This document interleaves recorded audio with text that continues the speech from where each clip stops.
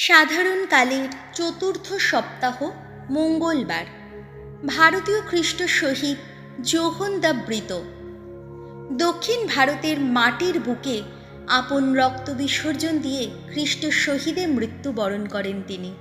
তার জন্ম হয় পর্তুগাল দেশের একটি সম্ভ্রান্ত পরিবারে 1689 সালে। ছোটবেলা থেকেই সাধু ফ্রান্সিস জেভিয়ারের পদাঙ্ক অনুসরণ করে ভারতে খ্রিস্টবাণী প্রচার করতে আগ্রহী হন। যিশু সংঘে যোগদান করে দক্ষিণ ভারতের মাদুরাই অঞ্চলে কাজ শুরু করেন। তার পরনে ছিল গেরুয়া কাপড়, চরণে খড়ম এবং মাটিতে শুতেন।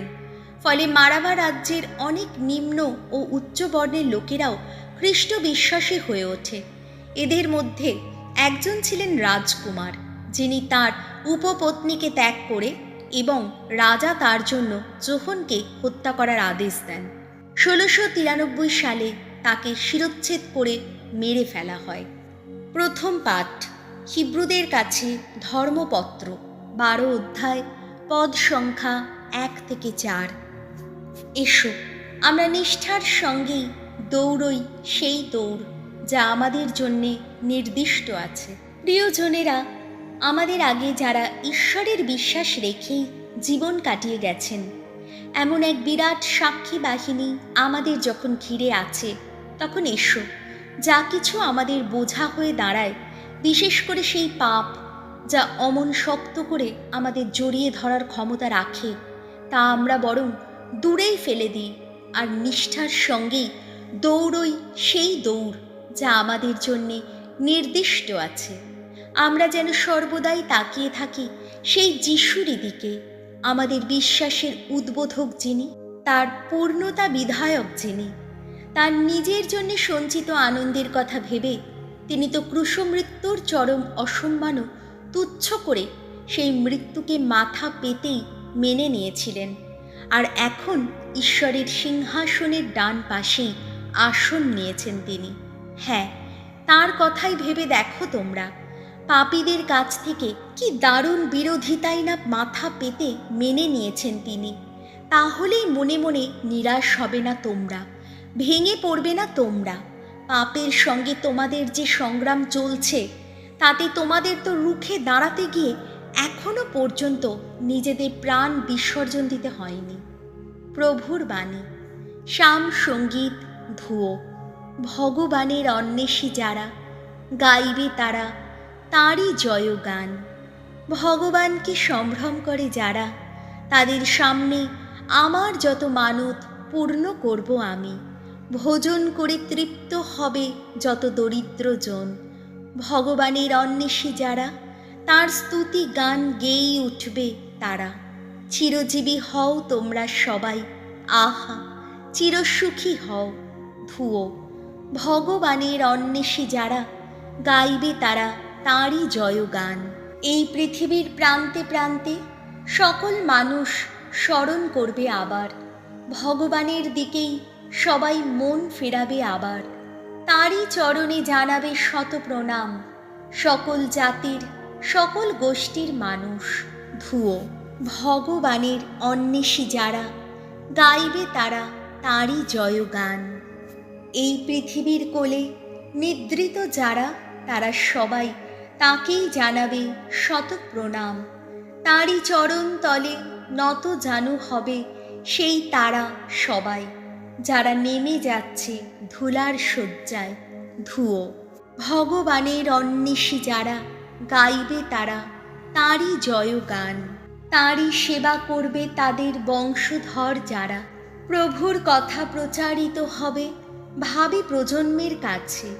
অনাগত সেই জাতির কাছে ঘোষিত হবে ধর্মময় তিনি। ঘোষিত হবে এই সব কিছু ভগবানেরই কাজ। ধুয়ো। ভগবানের অন্বেষী যারা, গাইবে তারা তাঁরই জয়গান। বাণী বন্দনা। জয় জয় প্রভুর জয়। যিশু নিজেই হরণ করেছেন আমাদের যত দুর্বলতা, তিনি নিজেই বহন করেছেন আমাদের যত ব্যাধি ভার। ধুয়ো। জয় জয় প্রভুর জয়। মার্ক রচিত মঙ্গল সমাচার 5 অধ্যায়, পদ সংখ্যা 21 থেকে 43।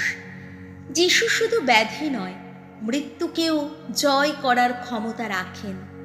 যিশু নৌকো করে সাগরের এপারে ফিরে আসতেই তার চারপাশে বহু লোকের ভিড় জমতে লাগলো। তিনি সেখানে সাগরের ধারেই রয়েছেন।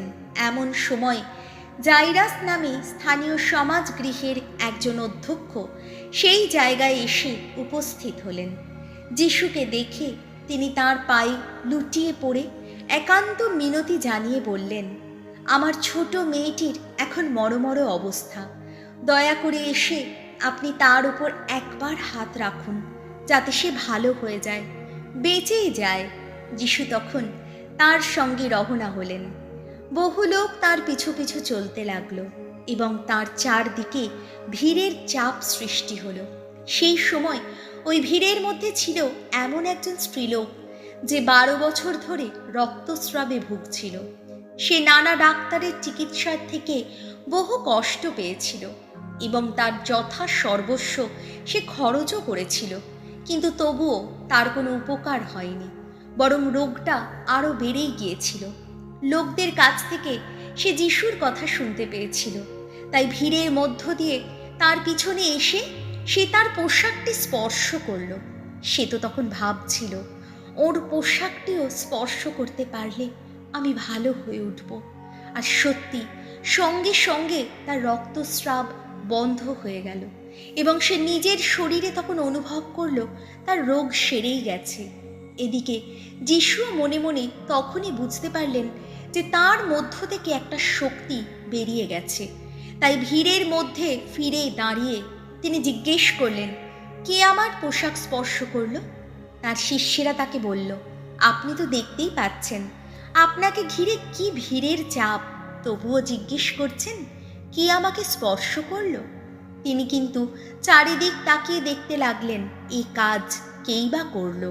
তখন স্ত্রীলোকটি তার কি ঘটেছে বুঝতে পেরে ভয়ে কাঁপতে কাঁপতে এগিয়ে এলো এবং যিশুর পায়ে পড়ে তাকে আসল কথাটার সব কিছুই খুলে বলল। যিশু তাকে বললেন, মা, তোমার বিশ্বাসই তোমাকে ভালো করে তুলেছে, এবার যাও, শান্তিতেই থাকো, তোমার ওই রোগ থেকে তুমি মুক্ত হয়েই থাকো। যিশু তখনও কথা বলছেন।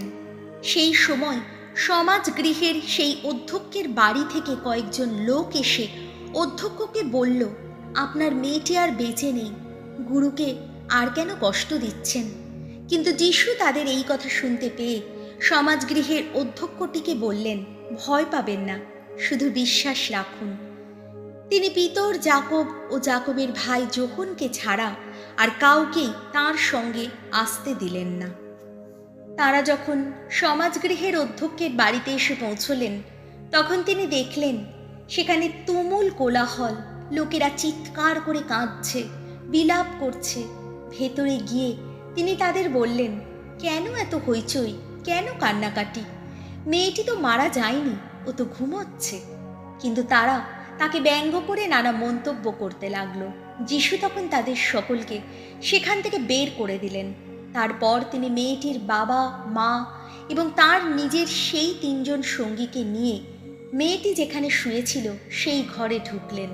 তারপর মেয়েটির একটি হাত ধরে তিনি বলে উঠলেন, তালিথা কুম, অর্থাৎ খুকু, আমি তোমাকে বলছি, তুমি এবার উঠে পড়ো। আর তখনই মেয়েটি উঠে পড়ল আর সেখানে হেঁটে বেড়াতে লাগলো। এই মেয়েটির বয়স ছিল 12 বছর। যারা সেখানে ছিলেন তারা তখন দারুণ বিস্ময়ে বিমূঢ় হয়ে পড়লেন। যিশু তাদের কড়া আদেশ দিলেন যে কাউকে যেন এই কথা জানানো না হয়। তারপর তিনি মেয়েটিকে কিছু খেতে দিতে বললেন। প্রভু যিশুর মঙ্গল সমাচার।